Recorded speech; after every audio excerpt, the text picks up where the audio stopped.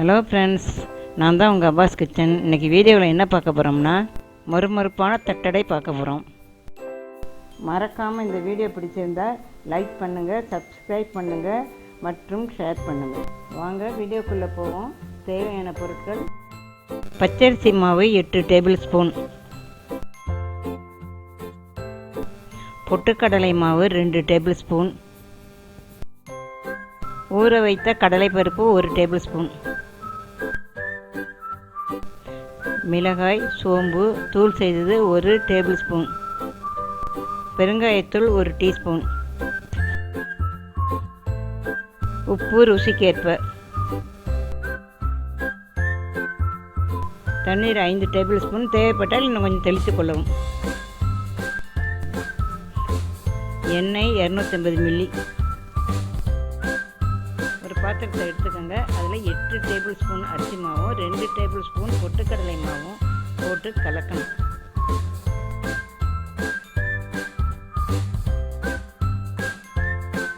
இப்போ ருசிக்கு ஏற்ப உப்பு போட்டுக்கோங்க.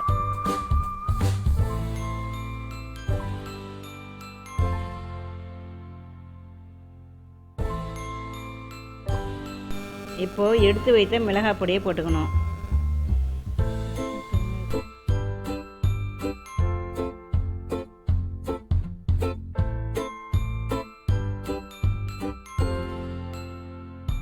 அடுத்து பெருங்காயத்தூள் போட்டுக்கோங்க.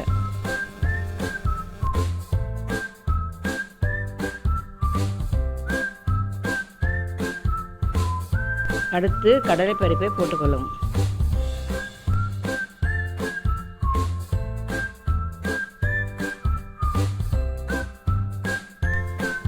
இப்போ 1 டேபிள் ஸ்பூன் எண்ணெய் சூடாக்கி இதில் ஊற்றிக்கோங்க.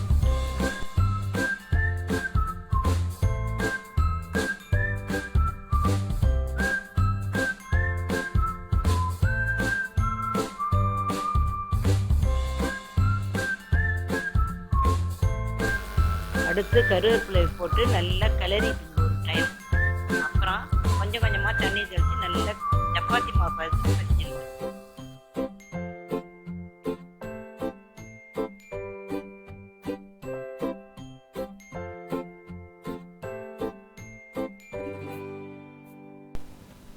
மாவு நல்லா பிசைஞ்சதும் இந்த மாதிரி வந்துடும்.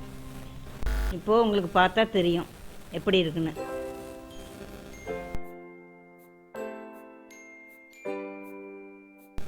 இப்போ ஒரு பிளேட் எடுத்து வச்சு நான் உருட்டுற மாதிரியே உருட்டி வைங்க.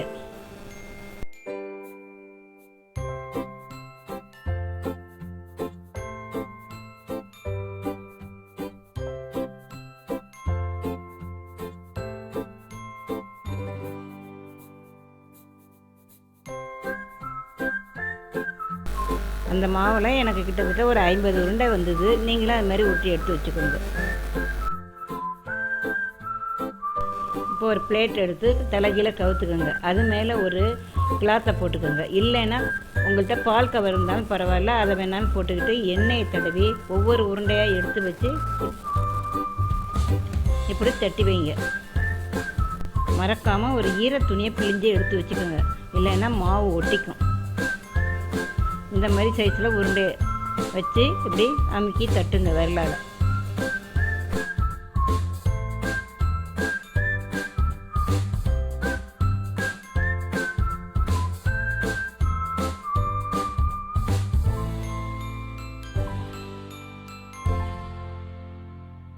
இப்போ கடாயில் எண்ணெயை ஊற்றிக்கோங்க. எண்ணெய் நல்லா சூடானதும் சிம் பண்ணி ஒவ்வொரு தட்டடையாக போட்டு வேக வச்சு எடுங்க.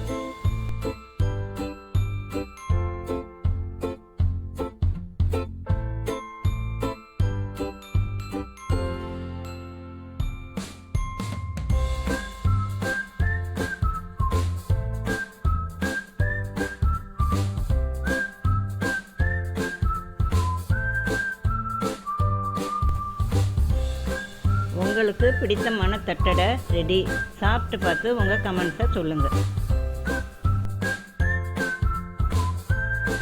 மறக்காமல் இந்த வீடியோ பிடிச்சிருந்தால் லைக் பண்ணுங்கள், சப்ஸ்கிரைப் பண்ணுங்கள் மற்றும் ஷேர் பண்ணுங்கள். நன்றி, வணக்கம்.